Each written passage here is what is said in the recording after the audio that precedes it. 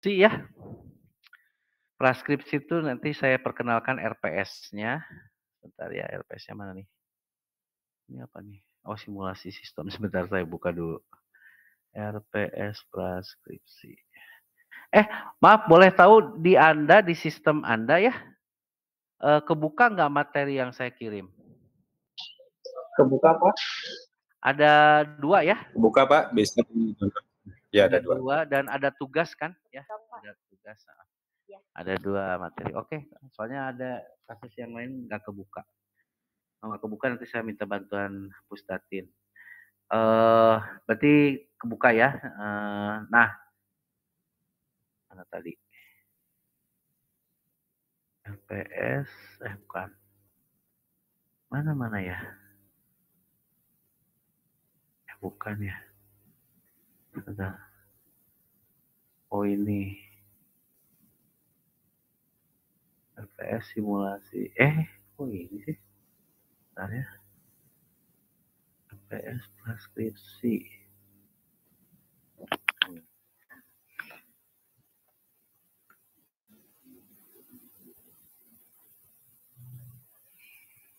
Oke.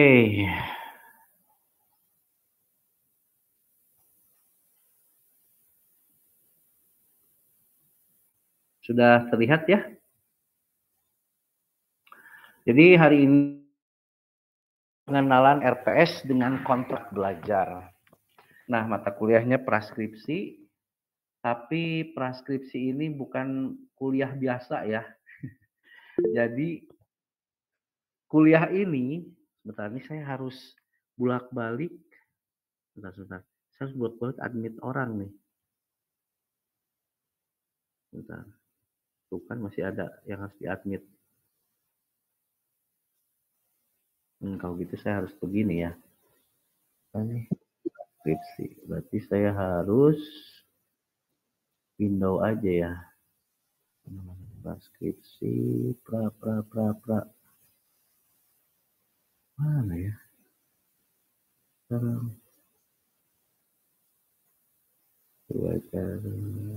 Oh, tab ini, sorry. Transkripsi, oke.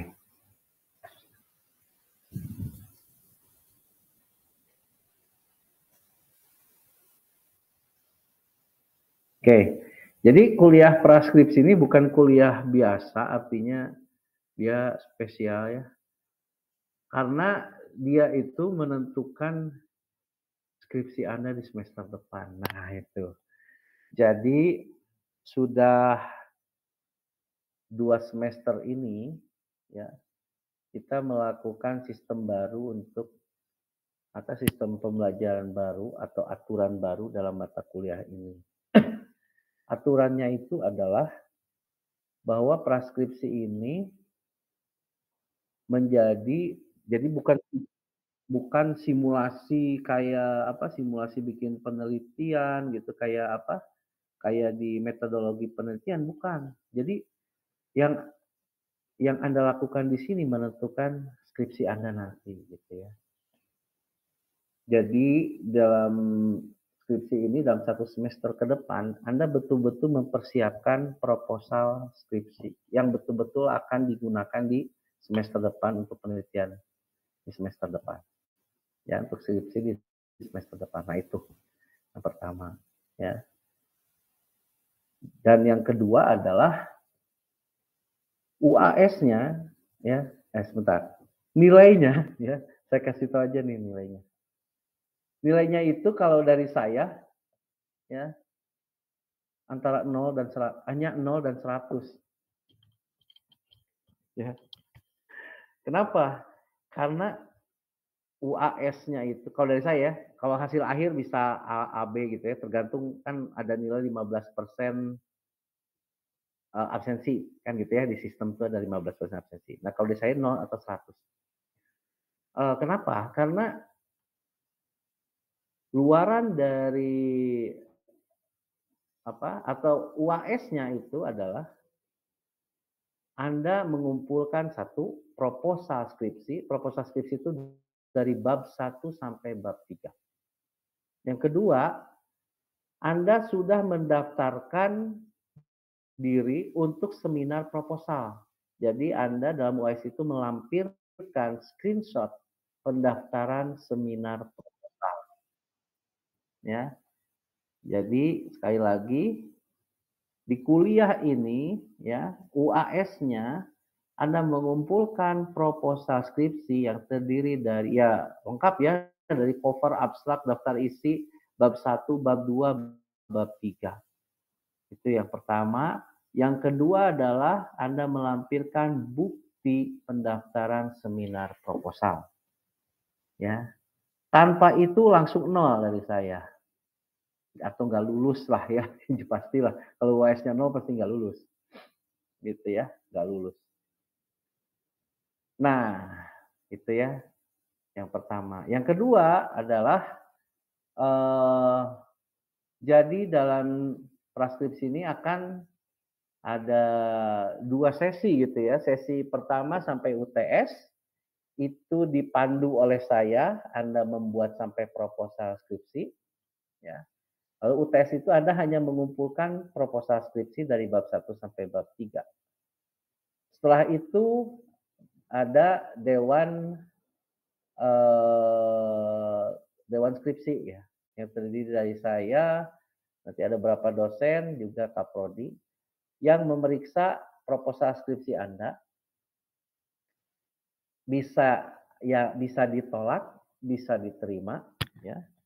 Yang diterima proposalnya oleh dewan itu akan diberikan dosen pembimbing ya. Nah, setelah UTS itu Anda bimbingan dengan dosen pembimbing yang sudah ditentukan oleh dewan skripsi. Begitu ya. Sampai dosen pembimbing itu menandatangani proposal skripsi Anda untuk diajukan seminar proposal. Sampai sini paham? Paham ya?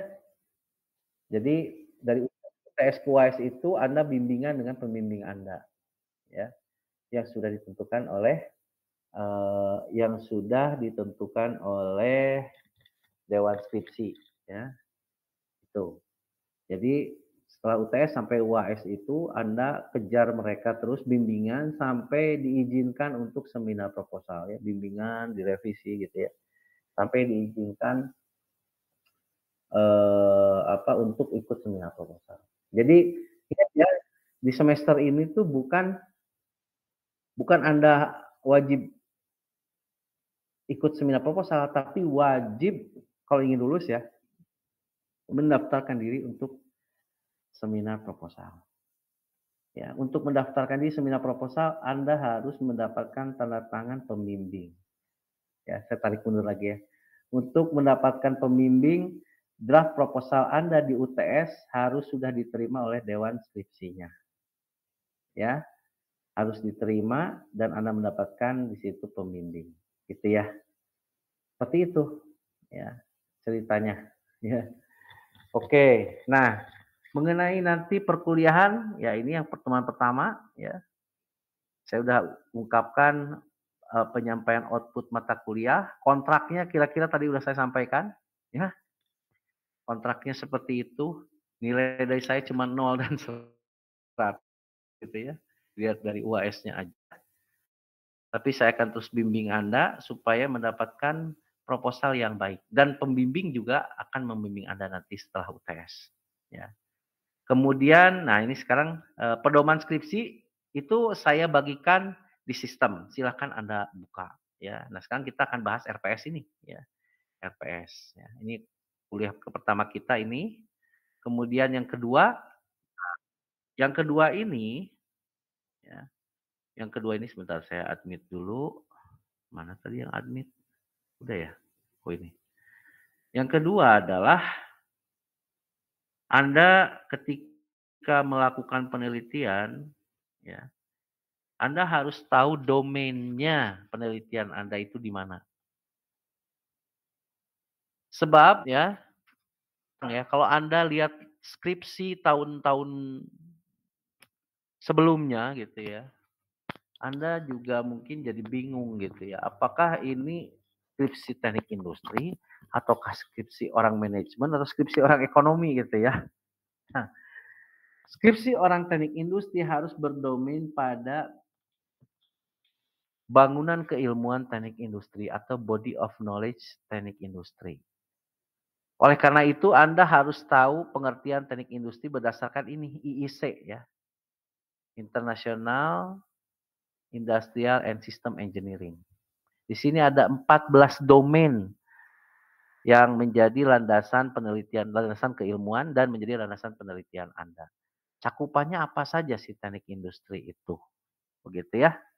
Cakupannya apa saja? Ya. Kemudian nanti kita minggu depan bicara tentang matriks kebaruan penelitian S1 teknik industri itu seperti apa. Ya. Kemudian kita bicara nanti Anda sudah belajar permodelan sistem, nanti akan kita bicara bagaimana sih peran permodelan sistem dalam menentukan topik penelitian. Jadi minggu depan kita akan cerita mencari topik penelitian. Nah, tugasnya ya udah saya bagikan. Tolong mulai dari sekarang Anda cari objek penelitian dan coba membuat bab 1 berdasarkan panduan skripsi. Minggu depan itu dikumpulkan dan kita akan bahas. Apakah sudah menyangkut ini atau belum. Begitu ya. Oleh karena itu Anda silakan browsing-browsing dulu. Nah, saya nggak akan kasih IIC itu kayak apa dari sekarang. Karena skripsi itu udah mulai cerita kemandirian ya. Cari IIC ya. Dan Anda coba domainkan objek penelitian dan penelitian Anda itu ke body of knowledge dari IIC ini. Ya, seperti itu. Oke. Nah, kemudian nanti pertemuan kedua itu kita akan bahas bagaimana kita ingin mendapatkan gambaran sistem itu dari fakta-fakta yang di lapangan. Berarti data-data awal itu apa yang kita butuhkan, ya. Ketika kita sudah melihat masalah, data apa yang harus kita lakukan? Bagaimana kita melakukan dirty sketch ya, sketsa kotor gitu ya, oret-oret dulu gitu ya. Jangan bicara metode dulu. Nah, ini sering sekali masalahnya itu adalah ya senior-senior Anda itu, "Pak, saya mah udah bisanya ergonomi ini," gitu ya. "Saya bisanya reba, rula." "Oh, Pak, saya mah bisanya OR aja." "Pak, saya mah bisanya tata letak gudang saja." Nggak bisa gitu, ya. Anda datang ke, apa namanya, ke objek penelitian, jangan berpikir metode dulu, cari masalah dulu. Buatkan sistem permasalahannya seperti apa, Anda akan mendapatkan fakta di situ, gejalanya, akar masalahnya apa, lalu Anda membuat model pemecahannya. Dari situlah Anda tahu metode yang tepat seperti apa. Jadi ditarik dulu dari masalahnya. Ya, baru kita menentukan model atau menentukan metode atau menentukan pendekatan apapun untuk memecahkan masalah itu. Begitu ya. Oke. Nah, oleh karena itu memang kita harus tahu cara memodelkan sistem. Sistem itu adalah permasalahan yang dikaji. Kita harus modelkan. Saya ambil contoh ya, misalnya Anda masuk ke sebuah industri, gitu ya. Anda baru dapat kabar nih, Pak, ini target produksinya nggak pernah tercapai. Ya, Anda terusin dong tanyanya. Berapa lama Pak terjadi seperti itu? Dalam 1 tahun terakhir ini Pak, gitu ya misalnya. Kira-kira kenapa? Tanya dulu di sana, begini, begini, begini. Ya. Ini Pak, pandemi, gitu misalnya pandemi. Oh, berarti itu kasusnya berbeda dengan kasus sebelum pandemi maupun sesudah pandemi kan gitu ya. Kan seperti itu. Berarti data yang Anda ambil harus data pada saat pandemi gitu ya. Lalu Anda berpikir lagi problemnya adalah sekarang udah pasca pandemi. Apakah data yang sekarang bisa digunakan untuk membahas masalah itu? Kita nggak tahu. Kita lihat apakah produktivitasnya terus menurun sampai sekarang, gitu ya. Terus dieksplorasi, ini contoh aja, ya, eksplorasi. Ya. Ternyata masalahnya jangan-jangan ya setelah pandemi kan kembali normal, ya kembali normal. Tapi tetap turun. Ada apa problemnya misalnya? Ya, kita identifikasi faktor-faktor lain. Bisa Anda identifikasi dari mesin, material, metode gitu ya. Ya, ketersediaan barang, ketersediaan bahan baku bisa jadi. Ya, sebagai dampak terusan dari pandemi, ya. Jadi tidak hanya perusahaan itu yang mengalami, tapi vendor-vendor yang menyuplai bahan baku perusahaan itu masalah misalnya gitu ya. Bisa jadi. Ya. Sehingga Anda dihadapkan dengan persoalan vendor management misalnya. Vendor management system. Berarti model itu yang dipakai. Atau kinerjanya menjadi turun. Tapi kita belum tahu ini ada problemnya macam-macam nih. Jadi tidak hanya satu aspek.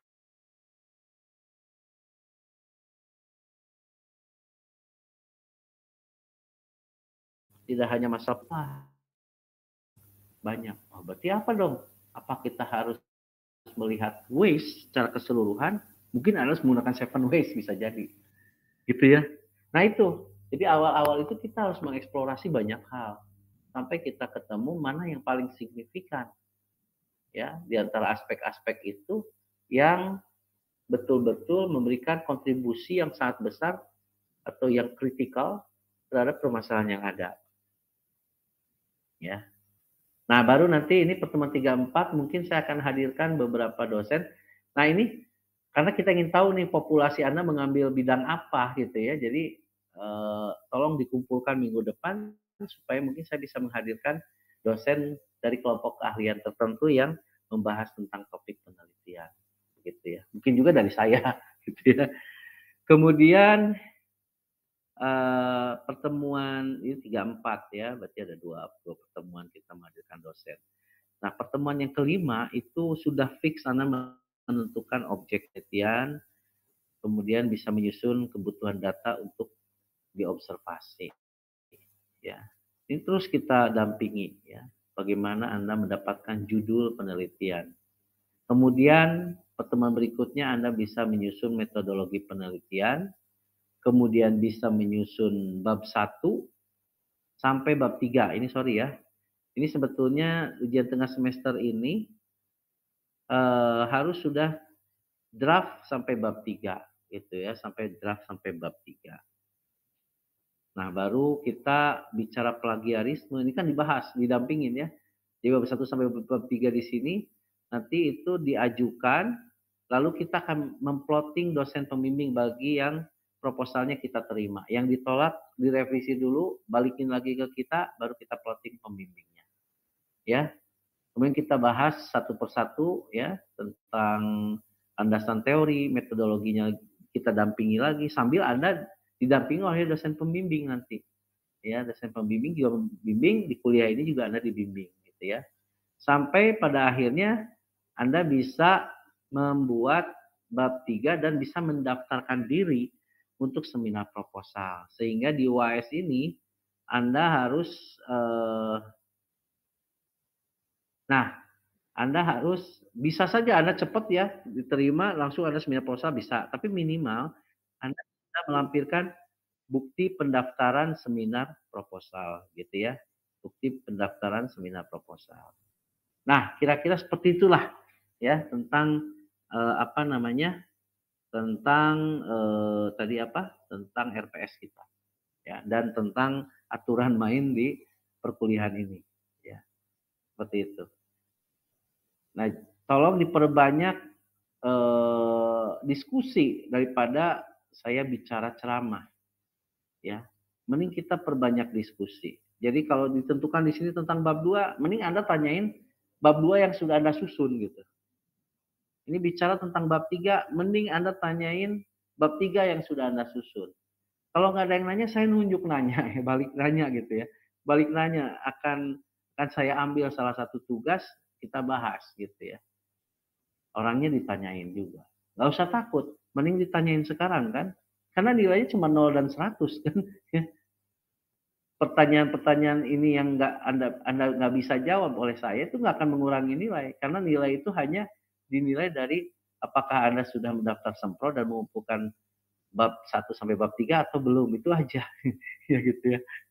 Jadi mending Anda nanya gitu ke saya. Supaya lancar bikin bab 3-nya dan lancar mendapatkan ACC dari pembimbing. Begitu ya. Dan tugasnya Anda bisa lihat di sistem ya. Sorry, ini judulnya apa? Edling Panel Klasis. Oke. Agak bingung juga nih. Bentar. Ininya apa? Share-nya yang mana? Lupa nih ya. Oh, ini masih ada aja yang masuk ya. Sebentar. Ini ini ya. Nah, ini tugasnya sudah kelihatan? Sudah, Pak. Oke. Nah, ini tugasnya ya. Tentukan objek penelitian, topik penelitian, susun bab 1 minimal hingga tujuan penelitian. Kan ada bab 1 batasan masalah dan sebagainya. Minimal latar belakang, ada bab 1, ada rumusan masalah, ada tujuan penelitian ya. Lengkap ya, cover, abstrak, daftar isi berdasarkan panduan ya. Nah, dari pendahuluan itu Anda awali dengan memetakan kondisi awal dari objek penelitian ya. Tetap segini ya. Kemudian tentukan gap permasalahan. Nah, gap permasalahan itu biasanya muncul dari kondisi aktual dan target. Targetnya segini, aktualnya segini. Atau tidak terpenuhinya kondisi ideal. Ini targetnya produksi 2000 unit. Nah, tapi nggak pernah tercapai gitu ya. Atau tidak terpenuhinya kondisi ideal misalnya. Misalnya kondisi ideal itu misalnya di bidang ergonomi ya. Postur kerja tidak ideal ya, bisa menimbulkan gejala musculoskeletal disorder misalnya. Nah, itu kan berarti ada gap di situ. Ya, atau overstock inventory ya, sehingga mahal. Itu kan berarti terjadi masalah di situ ya. Tapi tunjukkan dengan data. Ya, tunjukkan dengan data. Misalnya data sekunder dari perusahaan. Terjadi overstock inventory tadi. Atau data observasi yang tadi ergonomi postur kerjanya difoto, sudutnya segini. Ya, orang banyak membungkuk dan sebagainya. Tampilkan secara naratif, tabel dan grafis, ya. Berikan, nah setelah Anda dapat fakta-fakta itu, coba Anda lihat akar masalahnya mana. Ya. Nah, ini putusnya permodalan sistem tadi. Tampilkan dengan diagram-diagram, ya, bisa dengan root cause analysis, influence diagram dan sebagainya. Lalu setelah Anda tahu, oh akar masalahnya ini, berarti ada model pemecahannya. Anda cari model pemecahannya. Ya, di situ Anda tentukan metodenya untuk memecahkan, lalu berikan argumentasinya kenapa metode itu yang Anda gunakan. Ini Pak, saya pakai karena ini postur kerjanya itu bagian atas yang bermasalah. Dan di sini ada keluhan-keluhan. Di sini ada data absensi, misalnya ada data absensi karyawan sering bolos karena sakit punggung misalnya. Dan itu dari postur kerjanya yang bekerja bagian atasnya pakai rula, rapid upper misalnya ya. Atau Anda gunakan untuk inventory apa ini harus pakai MRP. Kenapa MRP? Karena ini dependent inventory. Ya, kita lihatnya ini kan bahan baku gitu ya. Ini bahan baku. Bahan baku ini untuk produk yang bisa diramalkan adalah order dari produknya, permintaan produknya. Sehingga harus kita turunkan ke pohon produknya. Jadi kita hitung nanti bahan bakunya. Jadi kita pakai MRP, Pak. Nah, seperti itu ya. Nah, itu kasih argumentasinya. Lalu Anda bikin rumusan masalah. Ungkapan dalam bentuk pertanyaan atau research question yang memberikan gambaran mengenai permasalahannya, objek yang teliti, cara pemecahannya. Jadi contohnya begini. Bagaimana bagaimana menentukan kebijakan inventory bahan baku X ya, bahan baku X untuk produk Y itu ya, menggunakan material requirement ya, Pak MRP itu material requirement planning gitu ya, di PT ini. Kan udah cerita tuh di situ. Permasalahannya apa, menentukan inventory bahan baku. Objek yang diteliti tadi produk bahan baku X untuk produk Y. Cara memecahkan dengan MRP di mananya di PT tadi, PT XYZ misalnya. Ya. Tujuan penelitian nanti sesuaikan dengan rumusan masalah ya. Kalau di sini dalam bentuk pertanyaan, di sini dalam bentuk kata kerja. Berarti misalnya menentukan ini, gitu ya. Menentukan kebijakan inventory bahan baku ini menggunakan ini. Ya, itu sebagai luaran. Dan rumusan masalah bisa lebih dari satu, ya bisa 2, bisa 3. Oke, kira-kira seperti itu. Nah, segitu aja sebetulnya. Silahkan kalau ada pertanyaan. Mangga.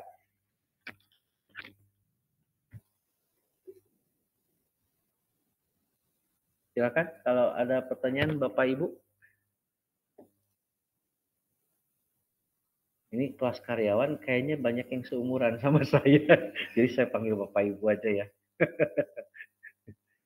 Mangga, silakan. Barangkali ada pertanyaan untuk transkripsi ini. Oke.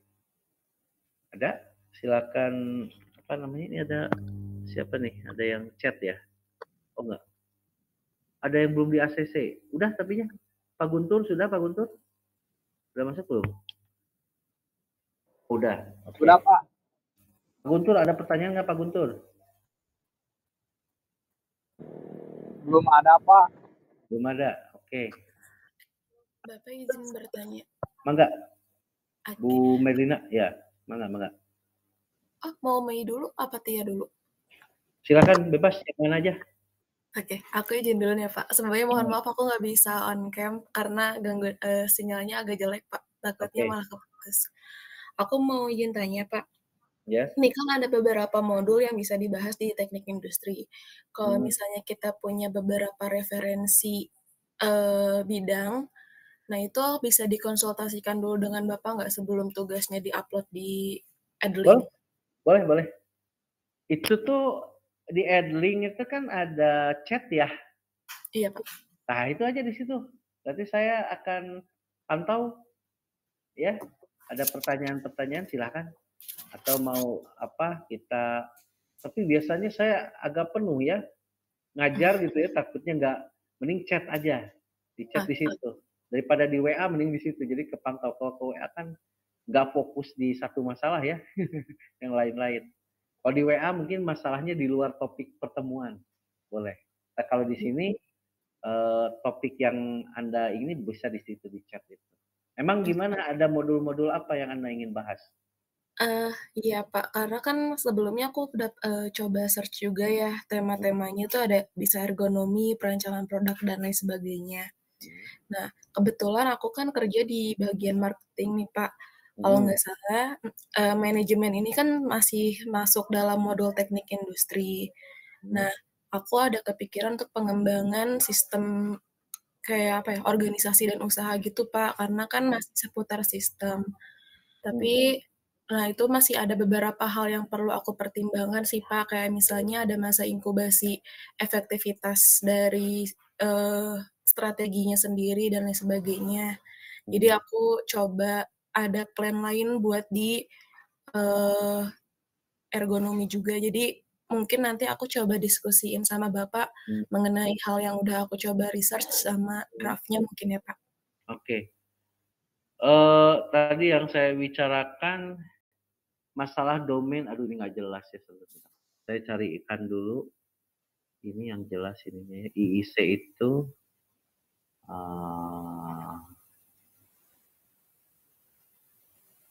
manajemen industri sih oke ya. Cuman gini, ada ciri bahwa dia adalah ciri dari dia itu berdomain dari teknik industri ya. Tabnya di mana nih? Tabnya IIC oke. Anda bisa buka di IIC.org ya. IIC Organization.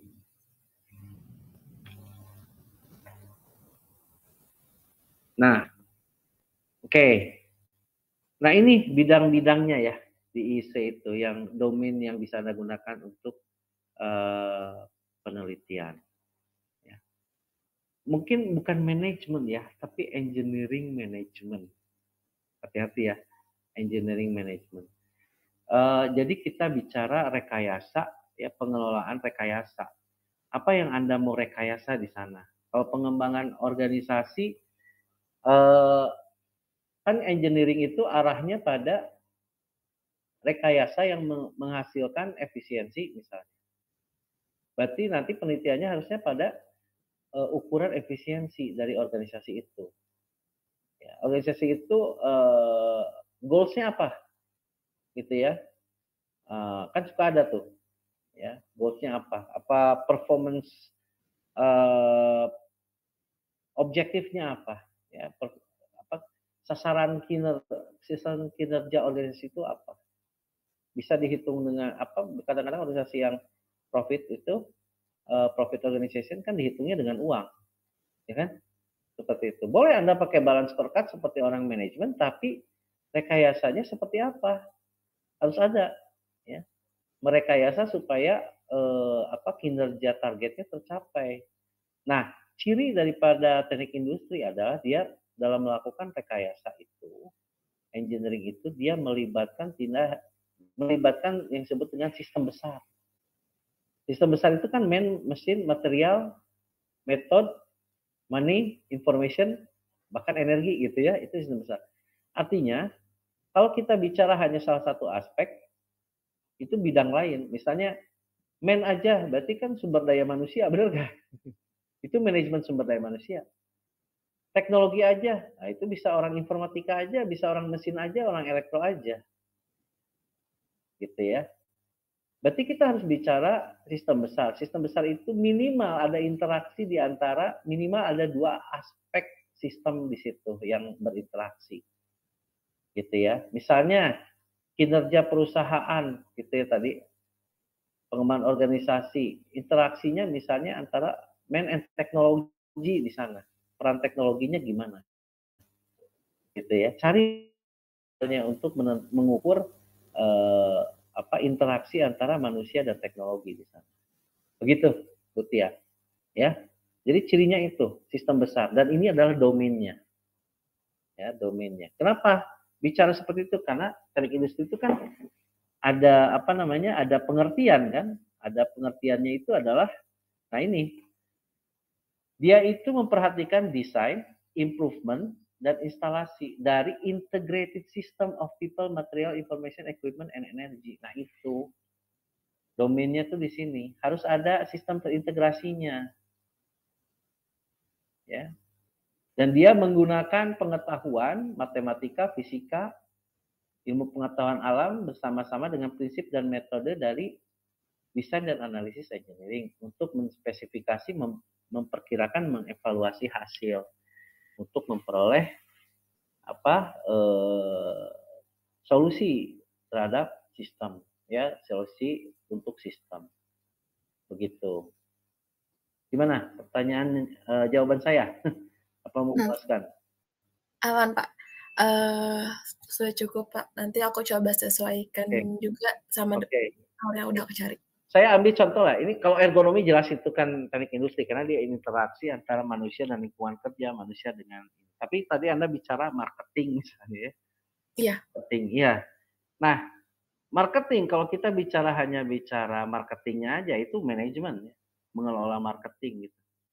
Tapi kalau kita bicara misalnya marketing ada 4P ya. Kita ambil 1P aja misalnya produk gitu ya.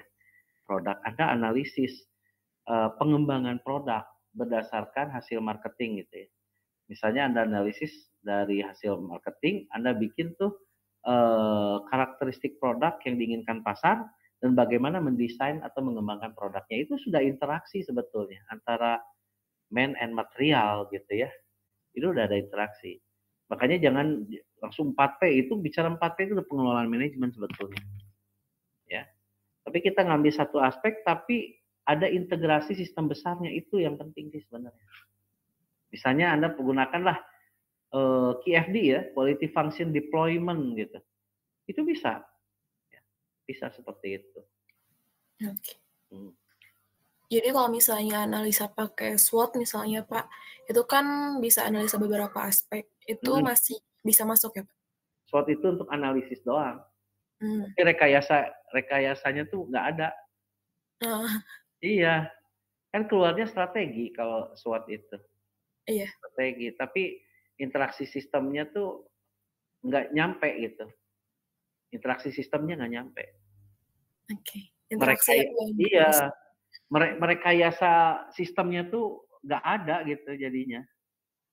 Tapi kalau misalnya tadi ya, dari produknya bahkan Anda bikin gitu ya, coba prototipenya gitu ya, lalu diuji lagi di pasar, kan ada interaksi tuh antara pasar, pengembangan produk, ya, produknya juga Anda fungsinya di ini gitu ya.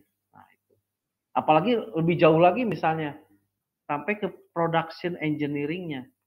Ini ada laporan dari marketing ke HRD mendesain produk gitu ya. Nah, biasanya ada klasik battle gitu antara marketing dengan orang produksi kan. Orang desain produk langsung bikin aja desain, kasih ke produksi. Orang produksi kadang-kadang ngarah-ngarah, gila ini kosnya kan tinggi. Nah, Anda bisa jembatanin itu enggak? Ini produknya tuh desainnya begini berdasarkan marketing, diproduksi ini bisa mahal. Anda rekayasa lagi desainnya.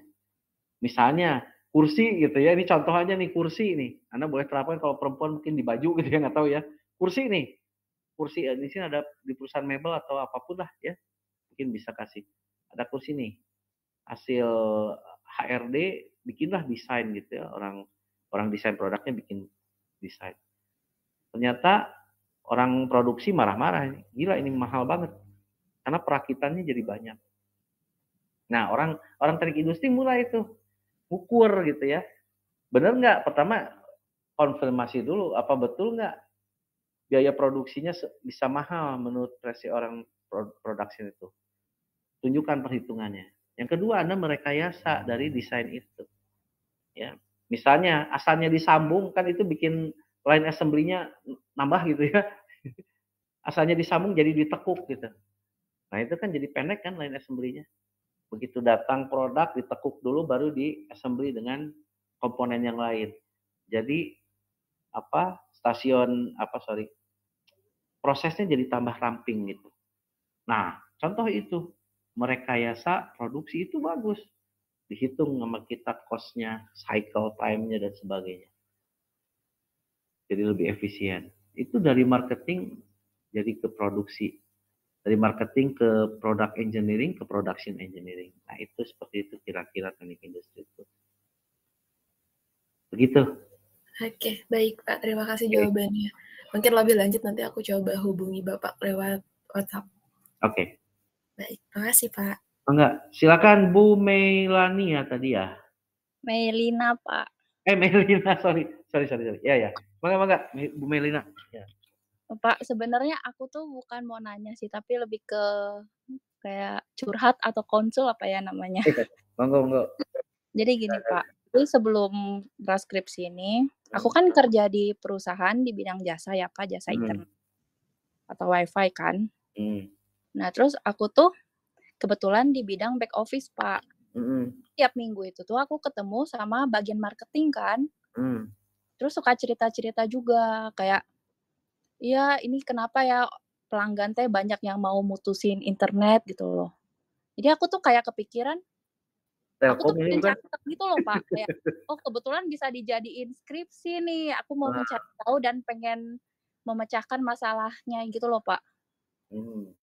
Kayak pakai metode service quality, terus digabungin sama quality function deployment, kira-kira bisa nggak ya Pak? Bagus itu, bisa juga sih menurut saya. Bisa ya Pak? Bisa. Ya, jadi aku tuh kepikiran gitu Pak. Sebentar. Sebenarnya untuk teknologi digital gitu ya, yang berhubungan dengan itulah informatik teknologi ya, information technology ya. Kan biasanya Anda studi awalnya tuh cari dulu itu loh, explore dulu alasan orang kenapa ingin mutusin dulu. Studi awal ya. Orang marketing biasanya punya sih dokumennya kenapa itu. Mungkin tahu Anda? Itu katanya teh mending kamu teliti ini, terus kamu teh bisa ngisiin kuesioner gitu loh, kasih ke pelanggan gitu loh. Jadi pengen tahu gitu loh Pak, alasan lainnya teh apa atau mungkin ekonomi. Kalau sampai kuesioner doang itu marketing doang gitu ya, manajemen marketing itu kayak gitu. Iya, makanya gabung Mungkin sama metode QFD-nya, Pak.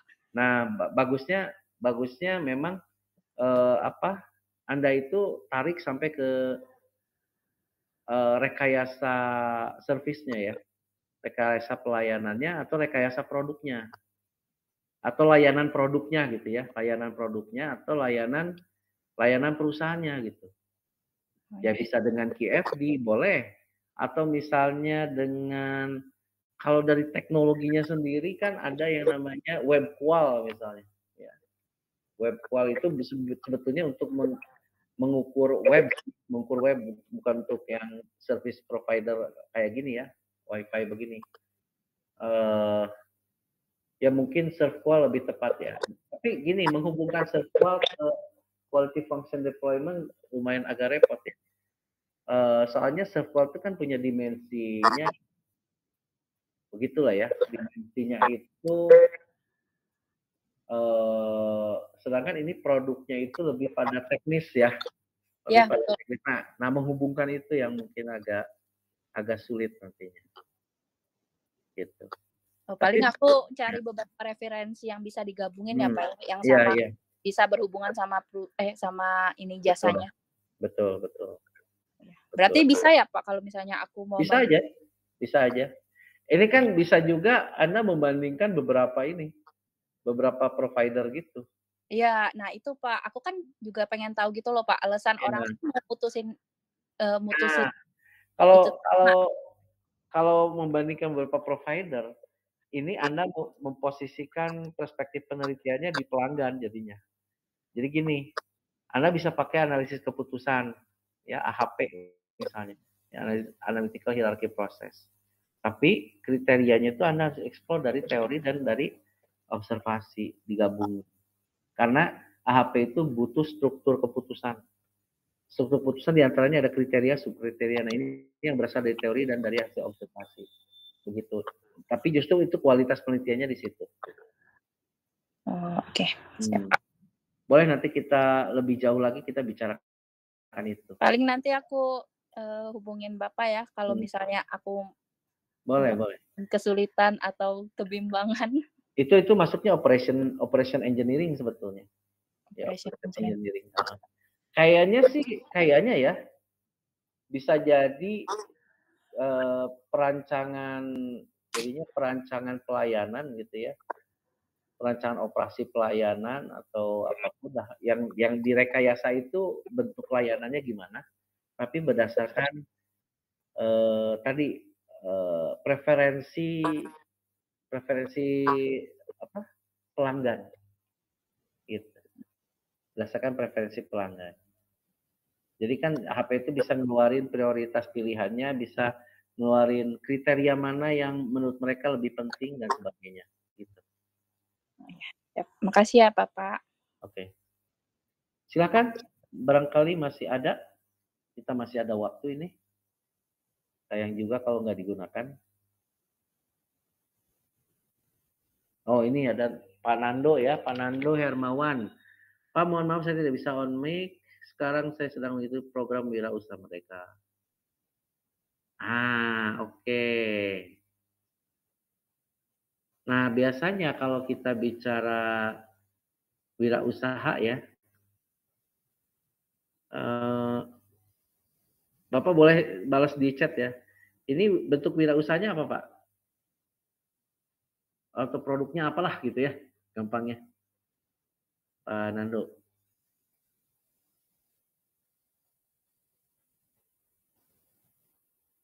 Sebetulnya banyak ya, jadi bisa aja topik skripsinya ya. Loh, tetap 15 menit ya. Topik skripsinya bisa ke arah gini, wirausaha itu berhubungan juga dengan modal ya, atau dengan investasi. Pilihan-pilihan teknologi mana yang memberikan profitabilitas yang paling tinggi di usaha Anda, itu bisa juga digunakan sebagai topik ya. Itu bisa. Ya. Itu bisa. Ya, misalnya ginilah, gampangnya, Anda bikin kue gitu ya. atau bikin apalah. Ada mesin A, mesin B, mesin C gitu ya. Masing-masing rate production-nya beda-beda. Kebutuhan konsumsi watt-nya beda. Ya kan? Anda analisis tuh di situ. Bisa pakai linear programming bahkan. Gitu ya. Gitu ya. Kalau itu bentuknya produk. Kalau jasa juga bisa sebetulnya. Ya, Wira. Oh, kopi. Bikin ini ya apa? Daun kopi ya, bukan ininya ya, bukan kulit kopi ya. Oh, kalau sudah ada belum ini yang mencoba daun kopi ini? Prosesnya bisa dianalisis, bisa direkayasa oleh Anda tuh proses pembuatannya supaya lebih efisien bisa, ya. Jadi Anda bisa bikin apa? Bisa mengoptimalkan nanti produksinya, boleh. Boleh seperti itu, sangat industri sekali. Ya. Jadi Anda cari dulu referensi untuk pembuatan minuman dari daun kopi, ya. Anda bikin pilot project-nya dulu, ya, untuk memproduksi itu, lalu Anda ukur, ya, dari mulai cycle time-nya, kebutuhan bahan baku dan sebagainya, sehingga Anda ketemu ongkos produksi di situ. Oke, itu bisa. Ya. Atau Anda mau apa, Pak Nando mau mengefisienkan prosesnya boleh. Ya. Melalui suatu rekayasa bisa. Itu udah teknik industri banget. Atau mau sekalian bikin pabriknya gitu ya. Boleh tuh. Merancang pabrik Kawa Leaf Coffee gitu ya. Pabrik Leaf Coffee. Boleh tuh. Kalau prosesnya udah ini, teknologinya sudah given, sudah ada, Anda bikin pabriknya berdasarkan satu asumsi permintaan sekian. Gitu ya. Lalu Anda bikin pabriknya. Berapa bikin layout pabriknya, mesinnya apa saja, ya. Material handlingnya seperti apa dan seterusnya. Bikin pabriknya. Bikin layout pabriknya, ya terserah pakai systematic layout planning atau pakai apapun gitu ya. Anda ukur efisiensinya di situ, ya, bisa.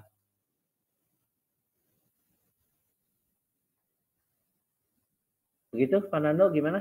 Banyak sekali pilihan itu. Kalau wirausaha itu dilarikan ke teknik industri, bikin pabriknya gimana? Kalau pabriknya udah ada, pilihan teknologi mesinnya bisa, gitu ya. Atau mengefisienkan prosesnya kalau prosesnya sudah ada, bisa. Gitu, banyak. Ya. Banyak. Asalkan memang data-data awalnya itu sudah fix ya.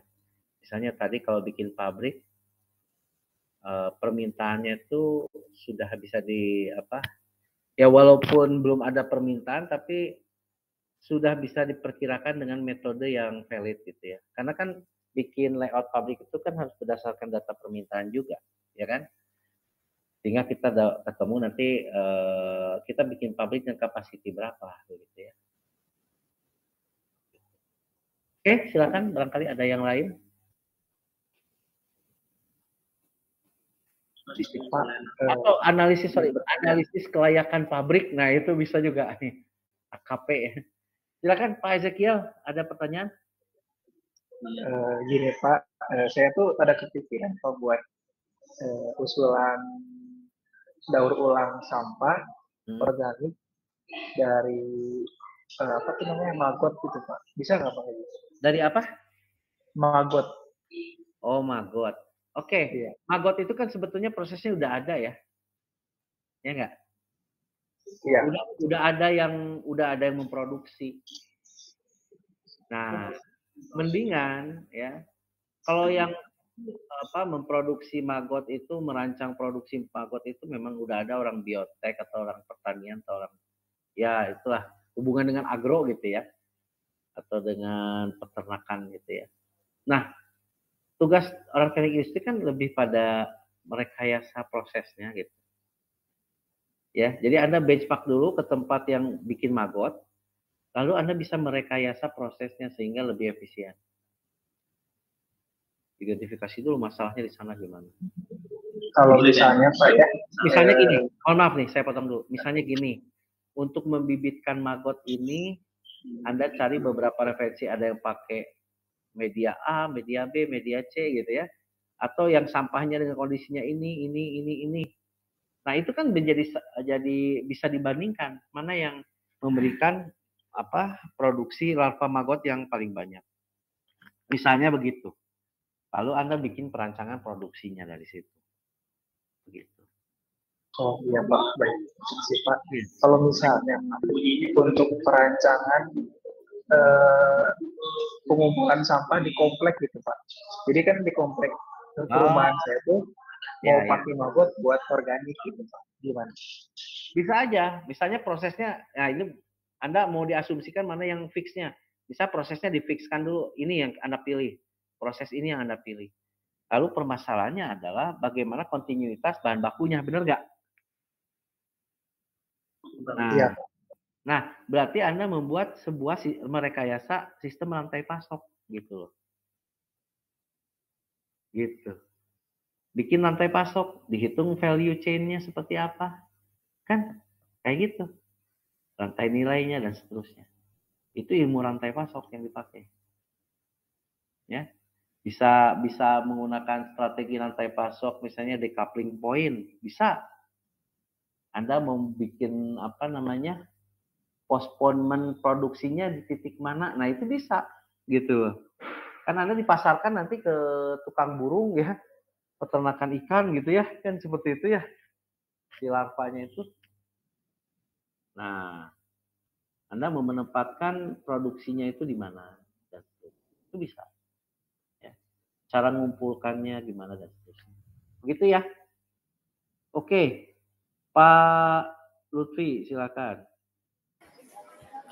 Ya Pak, kan saya Pak agak sebenarnya masih bingung tentang judul saya nanti yang mau diambil. Tapi Pak, kan saya tuh sekarang kerja di bagian purchasing dan untuk bidang itu bidang pengolahan limbah sampah itu sendiri. Bisa nggak sih Pak dari kan saya kan emang di lapangannya langsung di purchasing itu bisa ditarik jadi sebuah judul mulai dari atau pakar rantai pasoknya atau gimana gitu. Soalnya masih kayak bingung saya harus bidang apa yang saya harus ditariknya kayak gitu. Purchasing selalu bicara antara money, ya kan? Money dengan material itu udah teknik industri sebetulnya. Nah itu kan masuk dalam kajian supply chain management juga, gitu ya. Jadi ada purchasing management, ada vendor management di situ ada. Anda bisa ngambil salah satu topik di situ. Boleh aja. Bisa kasih kayak apa gitu Pak, itu rantai pasoknya yang dimanipulasi ataukah dihitung efisiensinya atau gimana gitu Pak? Ya. Bisa kasih gambaran gitu. Ini yang Anda purchase apa aja nih? Buat apa aja? Kalau yang sekarang saya purchase tuh bahan baku untuk nanti diolah lagi, untuk di recycle lagi Pak. Anda menghitung nggak perkiraan bahan bakunya? Itu tugas Anda bukan? Iya, saya Pak. Iya.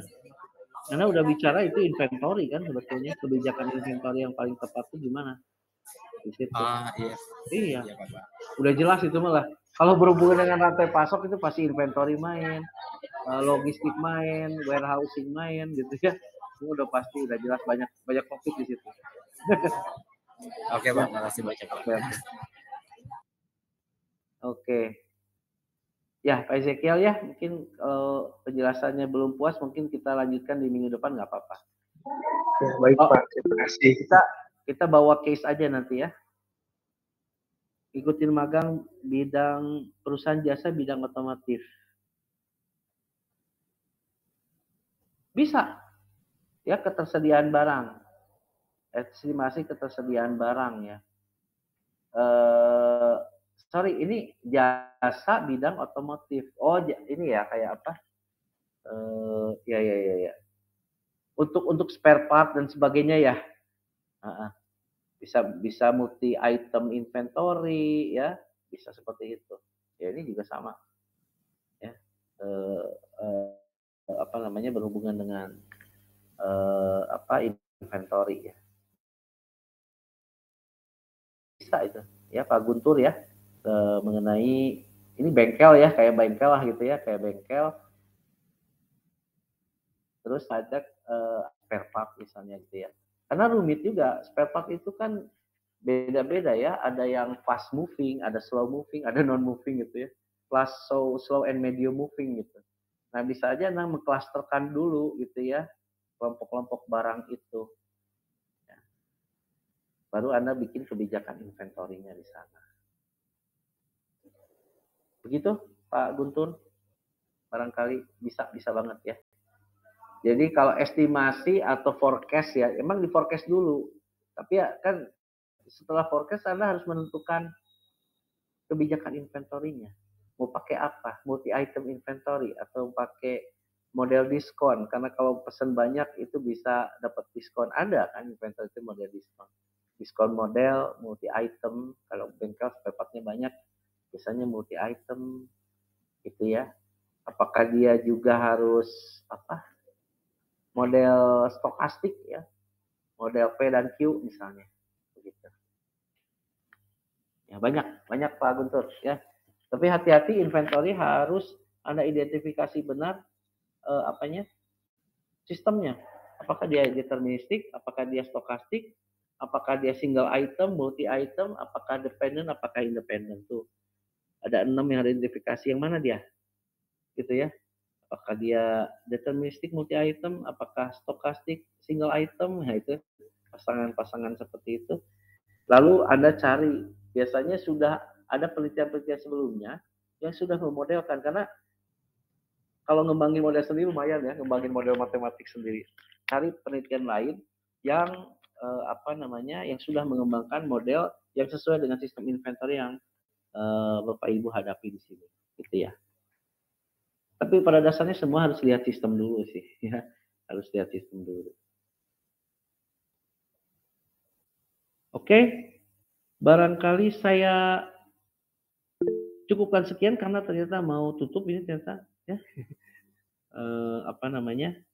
Di itunya. Tapi ini apakah otomatis nggak ya absensinya? Saya lihat di mana ya? Manual, Pak. Manual. Kelas sebelumnya itu di absen manual, baru